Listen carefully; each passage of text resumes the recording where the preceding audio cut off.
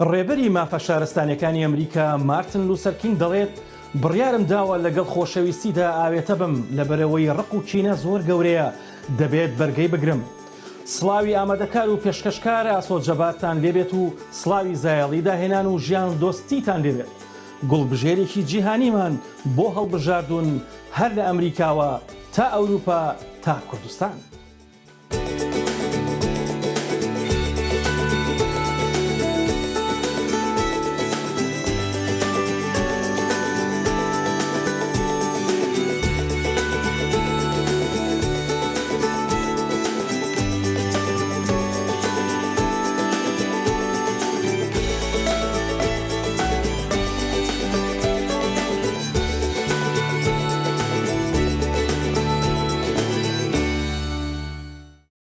فیلمێکی سینەمایی لەبارەی ژیان و چالەکێ مرۆیەکانی سەرۆکی دادوەری باڵای ئەمریکا ڕۆز گێنسبەرگی کۆچکردوو لە ساڵی 2018دا سازکراوە. وردەکارەکانی ئەم فیلمە لەم راپۆرتەی دەنگی ئەمریکادا ببینن.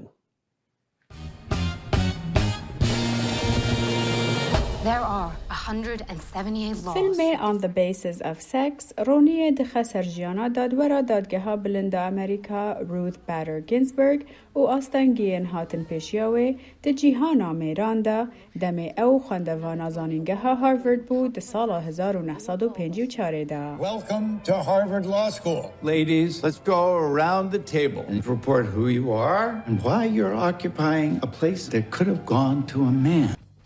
ئەف فیلمە هەروەها ژیانە گینزبرگ ئادایەک و هەڤژین پێشبینەر دکە. دەمێ هەڤژینێ وێ بە نەخۆشیە شێرپەنجێ کەت وێ هەر خوێندنە خوا بەردەوام کرد و ئالیکاریە وی کرد دە خوێندنە ویدا.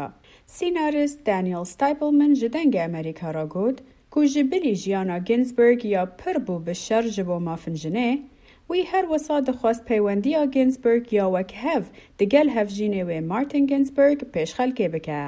My wife and I have always looked to هەڤژینا من و ئەس ئەم هەردەم بە خانم ڕۆث و هەڤژینێ وێ مارتی ڕاشاناز بووین. ئەو نمونە هەڤژینیە سەرکەفتینە. وان بە هەڤرا ئاستانگی دەرباس کردن، زارۆکێن خۆمەزن کردن و مالا خوا بڕێڤە برن. ئەکتەر ئارمی هامر ڕۆلێ مارتن گینزبرگ دلیزە. ئەس باوەرم کو gelek baş e jin li filmekî temaşe bikin têda jinek cîhanê diguhere bê hêzeka taybet ya mezin. Felicity Jones rolê dadwer Ginsburg dilîze ku wê dît rolekê pir zehmet bû. gelek bi zehmet bû. Tu nekarî bi sanahî derbasî rolekê wisa bî. Diviya ba ez bi hemî rêkan wekî wê bikem da ku çîroka wê bi başî belav biba. Ji birî filmê On the Basis of Sex, filmê dokumenterî yê bi navê RBG behsa jiyana Ginsburg dike wekû kiçeka ku li Brooklyn, New York mezin bûy û şerên wê yasayî ji bo wekheviya cenderî li beramber dadgeha bilind ya Amerîka. Xebata wê ji bo mafînjinê bû sedema hilbijartina wê ji aliyê serokê Amerîkayê berê Bill Clinton ve di sala 1993 bû dadgeha bilind. Ruth Bader Ginsburg cihê xwe di pop culture da dirist kir û gelek gencan di rêya malper û medya civakî da navê wê kirin Notorious RBG. I hope that I will be remembered as Min diviyas we kesek ku ji yasa wala ji mirovatiyê hez dikir bi bîr bêm. Her wisa kesek ku qîmetê dede kerameta kesekî û gelek kar dike da ku cîhanê baştir bike. Ruth Bader Ginsburg pesna her du filman da û amûjgarî dane sînaristê filmê On the Basis of Sex.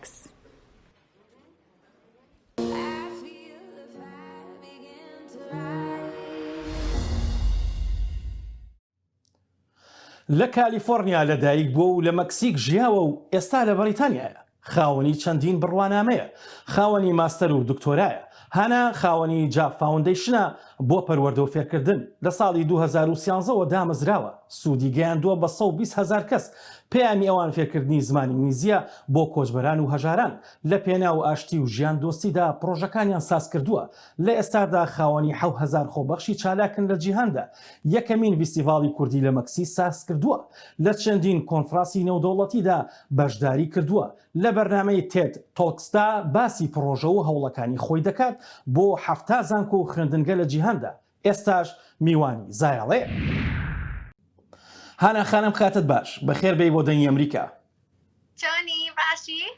زۆر سپاس دەکەم هەربژی. هانا خان تۆ خاوەنی چەندین بڕوانامەی ماستەرت هەیە، دکتۆرای فەخریت هەیە، هاوکات بەکەلۆریۆس لە بواری هونەر و وێژە و دەروونناسی و زانستی تاوانەکاندا لە زانکۆکانی کالیفۆرنیا، سۆربۆن، هاوکات سۆربۆن لە پاریس و هاروارد. ئێستاکە وەکو تۆ خاوەنی ئەو هەموو بڕوانامەی ئێستاکە سەرقاڵی چین؟ زۆر سوپاس. Well, I actually use all my educational background for good. I have a charity called JAF Foundation for Education where I help immigrants and refugees. لە ڕاستیدا باگراوندی پەروەردەییم بۆ کاری چاکە بەکاردەهێنم. ڕێکخراوێکی خوێرخوازیم هەیە بە ناوی ڕێکخراوی جاف بۆ پەروەردە کە هاوکاری پەنابەران و ئاوارەکان دەکات بۆ کاروباری پەروەردە. جا زۆربەی کارەکانم کاری پەروەردەییە. و هەروەها ئەنجامدانی کۆنفرانسە بۆ بەرەو پێشبردننی هۆشیاری تا خەڵکانی تریژ یارمەتی خەڵکی تر بدەن. زۆربەی کارە خێرخوازیەکانم لە کەمپی پەنابەران، ماڵی خێزانە کۆچبەرەکان، یارمەتیدانی مناڵان لە بوارە جیاجیەکانی پەروەردە و ئێمە لە زیاتر لە 15 وڵاتی جیهاندا کار دەکەین. هەر لە مەکسیک لە 18 ویلایەتدا 18 تیممان هەیە. 7000 خۆبەخشن. کتێبێکم هەیە بۆ فێربوونی زمانی ئینگلیزی من خۆم نووسیومە بۆ کوردەکان و هەروەها بۆ ئیسپانیەکانیش. جا ئێمە توانیومانە لە ماوەی 7 ساڵی ڕابردوودا 120,000 کتێب ببەخشین. بۆ بێگومان لە ڕێگەی کۆنفرانسەکانمانەوە هەوڵمان داوە دۆزی کورد بەرەو پێش بەرین. باز لەو شتانە بکەم کە لە کوردستان دەگوزارێن و باز لەو کەسانەش بکەم کە قوربانی شەڕن لە ڕۆژهەڵاتی ناوەڕاستدا. هەروەها کۆمپانیایەکی جلوبەرگی قازانج وەرنەگریشم هەیە کە بە ڕێگای ئەوە هەوڵی بەرەو پێشبردننی کۆتایی هێنان بە ڕەگەزپەرستی و ڕق و کینە دەدەم تا خەڵکی لە بری سنوورەکان پرد دروست بکەن. ئەمەش بەشێکە لە هەڵمەتی وێروەن بە ڕێگای ئەمە توانیومانە زنجیرەیەک ئاشتی بهێنینە ئاراوە. دەتوانی باسی پرۆژەی پەروەردەی و فێرکردنەکانمان بۆ بکەن کە و پرۆژەی دەستان پێکردووە لە سەرەتاوە و تا ئێستاکە؟ Yes. Well, we have three English books, self-taught English books. So we go to refugee camps. بەڵێ سێ کتێبی فێربوونی زمانی ئینگلیزیمان هەیە. جا ئێمە دەڕۆین بۆ کەمپی پەنابەران و کتێبەکان دەبەخشین. بۆ 2-3 هەفتە دەمێنینەوە لەوێ. وانە بە مناڵەکان دەڵێنەوە بە شێوەیەکی گشتی مناڵانی پەنابەران بۆ ئەوەی خۆیان لە کتێبەکانەوە فێر بن. جا زۆربەی جار دەیبەخشین بە شوێنە جیاجیەکان، ئەو شوێنانەی زیاتر چەوساون. و ئەمەش زۆربەی مەبەستی ئێمەیە پەروەردە. هەروەها پرۆژەکانی تری خوێندنگە و مناڵانی کۆچبەر لە ئەمریکای لاتین کە کۆمەڵگەیەکی زۆر گەورەی ئەوان لە ئەمریکا هەیە کە سەردانیان ئەەکەم و زۆربەی ئەم خەڵکانەش قوربانی بارودۆخێکی زۆر خراپن، نەک تەنها لە ڕۆژهەڵاتی ناوەڕاست بەڵکو لە وڵاتانی ئەمریکای لاتینیش.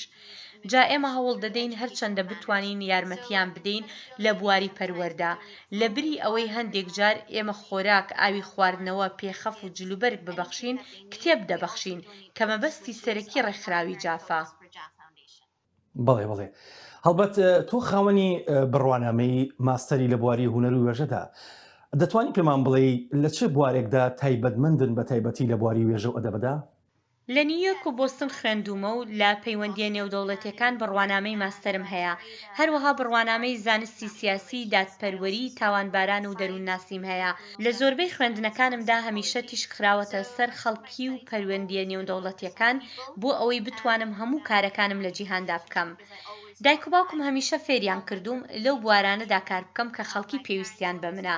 بێگومان زۆربەی سەرنجەکانم لەسەر کوردستان و ڕۆژهەڵاتی ناوەڕاست بووە. وار کاتێک کە لە ڕۆژهەڵاتی ناوەڕاست نەبم لە مەکسیکم و دۆسەی ڕۆژهەڵاتی ناوەڕاست بەرەو پێش دەبم.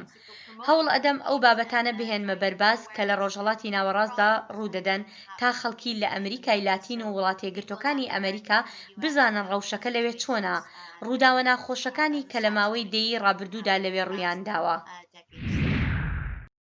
بڵێ پرسیاری کۆتاییم پەیامی تۆ باوکت زۆر شانازیت پێوەکە، خەڵکی کوردستانیش زۆر شانازیت پێوەکەن. پەیامی تۆ بۆ باوکت و خەڵکی کوردستان چییە؟ My father is my greatest inspiration. باوکم گەورەترین هاندەرمە. ئەوەی هەم بەهۆی باوکمەوەیە. هەمیشە زۆر شانازی بۆەوە دەکەم ژنێکی کوردم پێم وا بێت هەر کەسێک من بناسێت ڕەگ و ڕیشەم دەزانێت. هەوڵ دەدەم ئەمە بڵاو بکەمەوە نەک تەنها لە نێو مەکسیک بەڵکو لە هەموو جیهاندا، هەروەها ئێستاژ لە وڵاتی بەریتانیا و ئەوروپا و لە هەر کوێیەک بم. ئەگەر بتوانم نیوەی باوکم بم ئەوەی کە ئەو هەبووە لە ژیانی مندا ئەوە زۆر خۆشحاڵ دەبم. گەورەترین شانازیە بۆ من ژنێکی کوردم و کچی ئەوم. ئەویش ئێستا کاری مرۆیی سیاسی دەکات و منیش شوێنپێی ئەو کەوتوم. هیوادارم منیش بتوانم لە داهاتوودا مناڵ و نەوەم هەبێت و ئەوانیش وەکو باوکم دەرچن. بەڵێ زۆر زۆر سپاس دەکەین بۆ کاتی پێت بەخشین بۆ زایەڵەی داهێنان. شب خۆش، سەر سوپاس. هەر شەو خۆش، هەر بژین.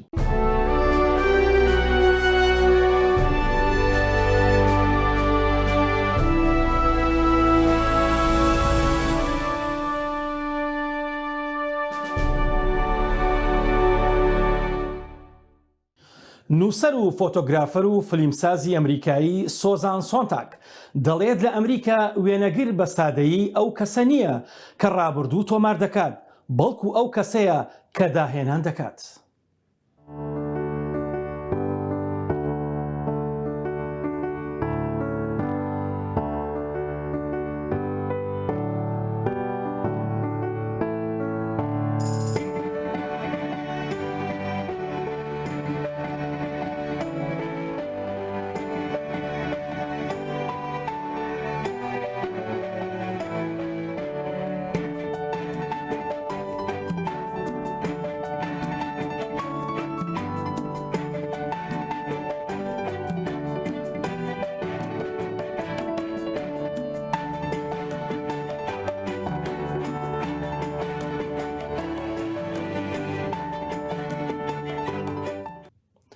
نووسەر و ڕووناکبیر مەریوان وریاقانع دەڵێت دنیا تەنها بە ڕۆشنبیرە ناگۆڕێت، ئەوەی دنیا دەگۆڕێت کاری بەردەوام و قورس و درێژخایانی مرۆڤەکانە پێکەوە. خاوەنی زیاد لە 70 پەرتووک و بەرهەمە بە زمانی فارسی و کوردی، هەر خۆی بۆتە پردێکی فەرهەنگی و ڕۆشنبیری لە نێوان دوو فەرهەنگ و دەوڵەتی دراوسێدا. ئەوەی سیاست پێی پێنەبەر کوڕێکی هەڵەبجەی توانی نووسەران و هەڵبەستوانان و هونەرمەندانی دوو فەرهەنگی جیاواز لەسەر خوانی پەرتووک و فەرهەنگ و ڕۆمان کۆبکاتەوە. مەریوان هەڵەبجەی بە کارامەیی و ڕۆحێکی بەرز و ژیان دۆستیەوە ئەو پەیوەندیە جوانە لێو ڕێژ دەکاتەوە لە ژیان. ڕێباز مەجید بۆ زایەڵە سەردانی ماڵە خەیاڵ ڕەنجینەکەی مەریوانی بۆ کردین. باوکم دەڵێ ئیدی من تەواو بووم، ئیدی من تەواو بووم، من باری خۆمم برد، من کاری خۆمم کرد. لە ژوورەکەشیدا لە بەیانیەوە تا ئێوارە یا شانامە دەخوێنێتەوە یا ناسیخ تەواریخ. باوکم بە دایکم دەڵێ نەفرەت لە چی ماسی و مەلە، کاتێک کە من بمرم ئیدی باخچە هەبێ یاخود نەبێ بە من چی؟ من تەنیا موچەی خانە نشینیم بەسە. هەموو ژیانی دایکم بەرماڵێکی ڕاخراوە لە بەردەم ترسی دۆزەخدا. دایکم هەمیشە لە بنی هەر شتێکدا بە دوای جێپێی گوناهێکدا دەگەڕێ و بە بڕوای ئەو کوفری جایەکە باخچەکەی وا پیس کردووە. لە ساڵی 1992 لە تاران لە شاری تاران چەند ساڵێک بلەوێ ئەژیام کاری وەرگێڕانم لە زمانی کوردیەوە بۆ فارسی دەست پێ کرد. سەرەتا لە 17 ساڵیەوە سەرەتا چەند بەرهەمێکی کورتم تەرجمە کرد بوو بێ ئەوەی بڵاوی کەمۆیانی لە کورتە چیرۆک و شێعر، بەڵام کاری جددی ئەسلی سەرەتای بڵاوبوونەوە بە کتێب و کارکە وەرگێڕانی کتێب حەسار و ساگەکانی باوکم بوو لە ساڵی 1990 تا شێرزاد حەسەن. کاری دووەمم ئێوارەی پەروانەی بەختیار عەلی بوو لە ساڵی 1990 پاش حەسار ئەو کارم وەرگێڕای سەر زمانی فارسی. دواتریش دوهامین هەناری دنیا و پاشانی شاری مۆسیقارە سپێکان و کارەکانی دواتر. ئەو شتە زۆر کلاسیکی کە بەردەوامە وترێتەوە هەردوو زمانەکە بە باشی زانین، ئەوە شتێکی زۆر بەدیهەیەەوە ئەوە هەر باسی لەسەر ناکەی کە ئەبێ هەردووکی زۆر بە باشی بزانی. هەردوو کلتورەکە زۆر ئەبێ بە باشی بناسی و هەردوو زمانەکە بە جوزئیاتیەوە بە قۆناغەکانیەوە بە گەشە و گۆڕانکاریەکانیەوە تەنانەت بە لە ڕووی زانستیەوە لە ڕووی مێژووی کۆمەڵایەتی نەک تەنها زمانیانی کاڵچەرەکە کلتورەکە بە قوڵی بناسیت. ئەمەوە ئەکا ئاسانتر بیانی ئەو وەرگێڕانە کێشەی کەمتر بێت یان کەمترین کێشەی هەبێت ئەگەر تۆ ئەو قۆناغانە بە باشتێ پەڕێنی سەرڕای ناسینی هەردوو. یعنی بۆ نمونە نووسەرێک ستایلی نووسەر زۆر گرنگە. چۆن مامەڵە لەگەڵ ئەو تایبەتمەندی زمانیا ئەەکەی کە شاعیرێک لەگەڵ شاعیرێکی تایە ڕۆمانوسێک هەیەی لەگەڵ ڕۆمانوسێکی ترا بەداخەوە بەهۆی دۆخی ناتەندروستی فەزای کللتوری و چاپ و بڵاوکردنەوە لە وڵاتی ئێماک دۆخێکە من چەند ساڵێکە و چەندین گفتوگویا باسم کردووە کە دۆخێکی تەواو مافیاییەوە گروپچێتی و ئەو بیرە قەبیلە گەرایانەی کە لە ڕابردووی مێژووی ئێمە هەبووە ئێستا بە شێوازی ترهاتوۆتە ناو گروپە ئەدەبی و دەستگاکانی چاپ و نەشر و ئەوانە ئێتە چی ئەوەی حزب و سیاست و ئایدۆلۆژیای تایبەت لە ژێرەوە لە پشتەوەتی چ ئەوەی کە نای هەر یاری گروپ چێتیەوە ئەوەی کە تۆ بخرێتە لاوە کار نەکەیت و کەسانێکی تر کار بکەن و یا لەگەڵمان ئەبی یا وەک ئێمە وەک تووتی ئاسا لەگەڵ ئێمە ئەبی دووبارەکەرەوەی شتەکانی ئێمە ئەبی یا خۆت نا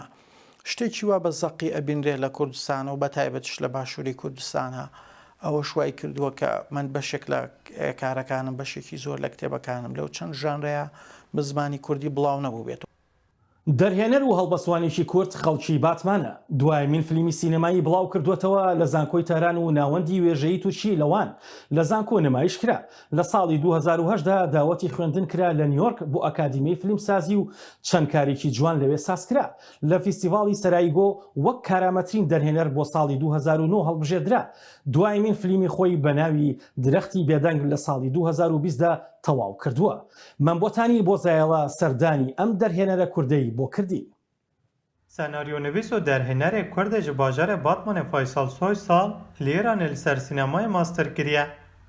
Wî heta niha hin fîlm û belgefîlm nivîsîne û kişandîne. Soysal herî dawî ji bi fîlma xwe ya nû ya metraj dirêj ya bi navê Cevîza Acı derket pêşberî hunerhêzan. Ev fîlm ji ber pandemiya Covid-19 cara yekê hêjnû li Festîvala Fîlman a İstanbulê hat nîşandan. Ev fîlm beriya ji li Berlin Film Marketê bavayekî online li Cannes Film Marketê ji hat nîşandan.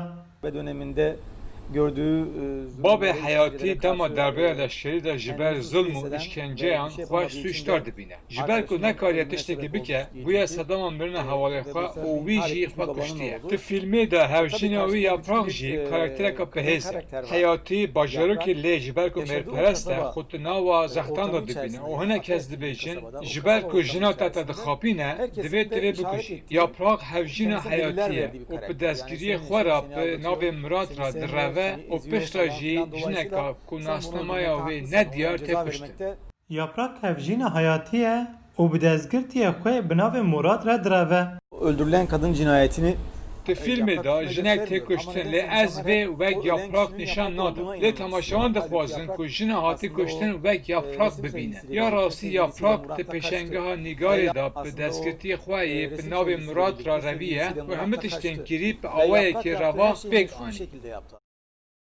Soysal bi vê filmê giringiyê dide pirsgirêka kuştina jinan û pirsgirêkên civakî û xirabiyên darbeyên leşkerî.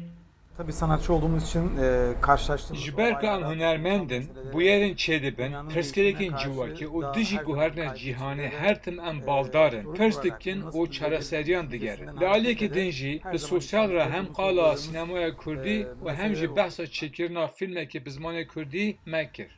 Li aliyeke din ve jî em bi Soysal re hem qala sînemaya Kurdî hem jî behsa çêkirina filmekê bi zimanê Kurdî dikin. Bana göre bahsetmek için erken. Ez bawer dikim niha ji bo axutina sînemaya Kurdî hêj zû ye. Ji ber ku Kurdin li Îranê karê sînemayê dikin, ne sînemaya Kurdan e. Li Tirkiyeyê jî ew reş wisa ye. Lê em dikarin bêjin ku sînemaya li Kurdistana federe tê kirin, ev dibe ku wek sînemaya Kurdî bihê dîtin. Ez an jê bahman qubadî lê re filmekê bikêşin, dibe ku ew wek sînemaya Kurdî bihê hesibandin. Ji ber ku hêjta devleteka Kurdan ya xweser tune ye, em nikarin behsa sînemayek an jî vejeyeka neteviya Kurdan bikin. Heke cihê çîrokan carekê bibe Kurdistan an jî rojhilata Tirkiyê bivê nevê di ziman jî Kurdî be. Lê ji ber ku lê re Tirk hene, di Tirkî jî hebe. Ereb jî hene, di Erebî jî hebe. Li gorî min sinûrdarkirina sînemayê bi zimanan nerast e. Men botanî, dengê Amerîka, İstanbul. ڕۆزا پارک بە هەڵوێسە مرۆڤ دۆستیەکەی مێژووی ڕەگەزپەرستی و جیاکاری لە ئەمریکادا گۆڕی ئەو کاتێک لەناو پاسەکەدا لەو شوێنەدا دانەنیشت کە جیاکراوە بۆ ڕەشپێستەکان وەک هاوڵاتیکی ئاسایی چۆنەوە پاسەکەەوە و مانی گرت دەستگیرکردن و زیندانیکردنی ڕۆزا ئەمریکای هەژاند کوڕەزاکەی خانۆکەی ئەو خانمەی تا ئەم سەروەختە پاراستووە لە دارمان و بۆتە شوێنەوارێکی دێرین ئەمە ئەو شوێنەیە کە ڕۆزا پارکس خەباتکاری مافە مەدەنیەکان ڕۆژگارێک لێ ژیاوە پارکس لە ساڵی 1955 دەستگیر کرا لەبەر ئەوەی ڕەدی کردەوە لە نێو پاسی شارەکەی لە شاری مۆنتۆگۆمری ویلایەتی ئەڵەباما کورسیەکەی خۆی بۆ کەسێکی کە چۆپ بکات ئەو ڕووداوە بووە هۆکاری مانگرتن لە بەکارهێنانی پاس لە شارەکەدا و دادگای باڵای ئەمریکاش ڕایگەیاند ئەو جیاکردنەوەی لە پازدا کراوە دەستوری نەبووە ئەم ڕووداوە یاربەتی دەریش بوو بۆ بەرپابوونی شۆڕشێکی مافە سیڤیلەکان لە ئەمریکادا کاتێک هونەرمەندی ئەمریکایی ڕیان مندۆزا بۆی دەرکەوت ماڵی خێزانی پارکس لە دیترۆیت بەرەو ڕووخانە چێت بڕیاری خۆیدا ماڵەکە لە لیستی ڕووخاندا بووە لە سەرتاوە خێزانەکەی توانیوانە $500 بدەن تاکو لە ڕووخاندن بیپارێزن پرسیاران لە من کرد و لە 25 ڕێکخراوی تریشیان پرسی بوو ئایا ئامادەیم تێدایە ماڵەکەی بپارێزم وتم بەڵێ دەیکەم ئێستا ماڵەکە لە شاری ناپۆلی ئیتالیایە پیشان نەدرێت بۆ ساڵانێکیش مندۆزا هەوڵیدا سەرنجی خەڵ ڕابکێشێت بۆ بەهای مێژووی ئەم ماڵە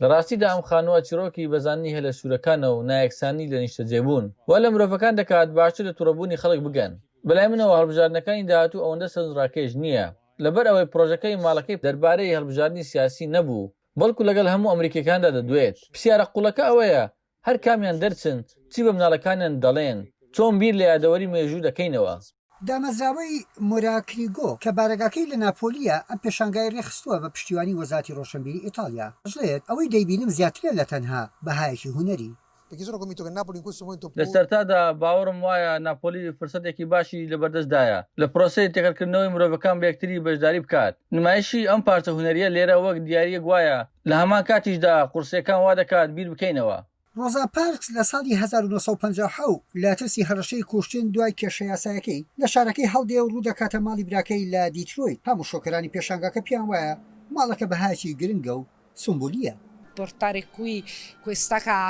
لە ڕاستیدا هێنانی ئەو ماڵە بۆ ئێرە بەلای منەوە سەرنجڕاکێشە بیرۆکەیەکی جوان و گرنگیشە لە گۆشەنیگایەکی دیکەشەوە فێرکردنی گەنجەکانیشە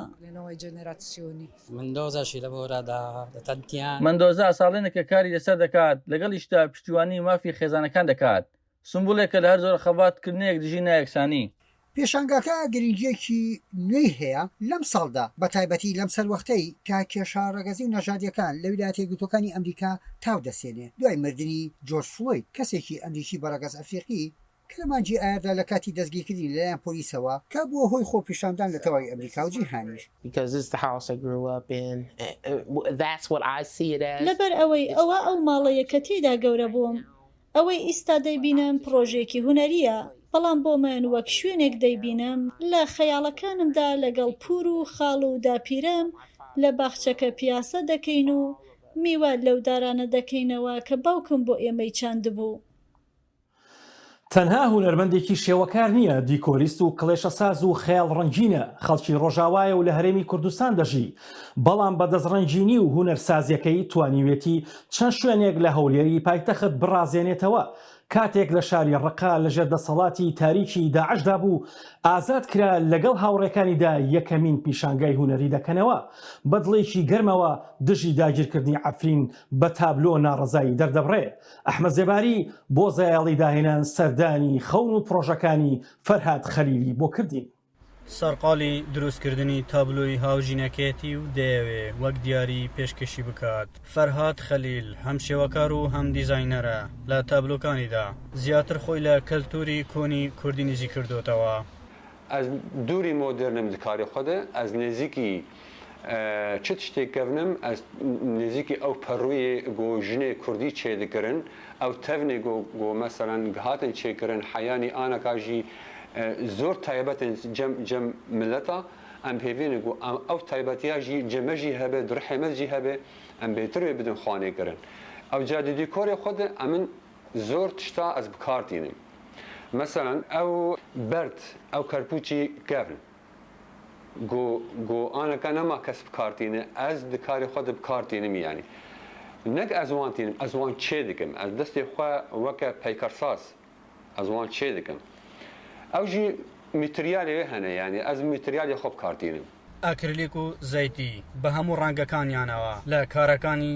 فەرهاددا ڕەنگی داوەتەوە ئەو لە ماڵەوە تابلو دروست دەکات و لە دەرەوەش دیکۆر ئەو کەرەستە بێتر چمتو بوو مەوادی سمتی بوو ینی مەوادی قەلەکی مەواد سوشتانە بوو هەندێک مەوادی ئێگۆ بهێ لە قەوەتێژی بدێ مادەنی هەنا من تێکەل دەکرد لە جینا من بکارانیە الجیە دیترژی مثلا وەکە قڕ بەس نە قوڕێ طبیعیە بەس شێوەیە طبیعیە ینی عینی تەماشا دەکەیت دەبێ ئەوە طبیعیە کایە گەل قەلەکیمە گەل چمتۆی سوبیە مەوادی سائلژی مدخستە ناودا ینی مادەی ڕوونی مدخستە ناودا وەختانی گو حەش دەبێ عینێکە تەماشا دەکە عینێکی قوڕە ئەوجا مەسەن دیوار دوو دیوار من چاکەنە تەماشات کرد دەبێژە ئەمە ئەو دیوارێکی زۆر کەونە هاتیە خوارێ خەراب بووە ئەو کەرپوچێ بن دیارن سەردانی یەکێک لە خواردنگە ناسراوەکانی هەولێر دەکەین کە فەرهادی شێوەکار و دیزاینەر کاری دیکۆر و دیزاینی بۆ کردووە سەرپەرشتیاری ئەو خواردنگەیە وەها لەبارەی کاری فەرهادی شێوەکار و دیزاینەر دەکات گۆڕانکاریەکی زۆر جوانی لەسەرکرایانی لە هەموو هەولێر شتێکی وانە وەک لە ئیسکان ئەم شتە دروست کراوە خەڵکێکی زۆر کە دێن و ینی بووەتە مەدعەمێکی زۆر سەرنجڕاکێش هەرێوەڵا بە لەسەر دەستی کاک فەرهاد ئەم شتانە چاکراوە ئەم شتە کوردەواریانەمان بۆ دانراوە ناوبراو دەڵێت زیاتر لە 20 ساڵە تابلۆ و دیکۆر و دیزاین دروست دەکات و تابلوکانی بەسەر دەیان ناوەند و شوێنی جیاجیا لە وڵاتی عێراق و سووریا بڵاوبوونەتەوە و بەردەوامە لە کار و پرۆژەی نوێ بەختیار عەلی لە زمانی جەلادەتی کۆترەوە لە ڕۆمانی شاری مۆسیقارە سپیەکانەوە دەڵێت دوو جۆر باخ لە دنیادا هەن ئەو باخانەی دێن و دەژاکێن و با جوانەکانیان دەبات لەگەڵ باخێکدا گوڵەکانی لە ئازاردا سەوز بوون گوڵەکانی بە دۆزەخدا تێپەڕیون بۆ ئەوەی بزانید گوڵێک لە گوڵێک جیا بکەیتەوە دەست بخەرە سەرگەڵاکانی و دەزانید بە دۆزەخدا تێپەڕیوە یاخود نا تا زایڵەیەکی دیکە و جوانی و خەمێکی دیکەی جیهان ماڵەوە